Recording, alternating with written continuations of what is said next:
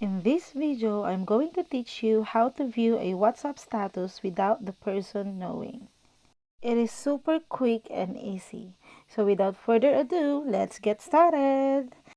Open your WhatsApp application and then tap the three dots on the upper right, select Settings, and choose Privacy. This is actually a technique on how to view a WhatsApp status without the person knowing. You can see here the read receipts.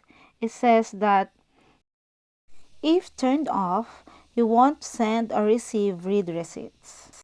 It means that users will still be able to read the message without the sender knowing whether the message has been read. And that's it. It's quick and easy, right? So if you find this video helpful, please do like and subscribe to my YouTube channel. Thanks for watching.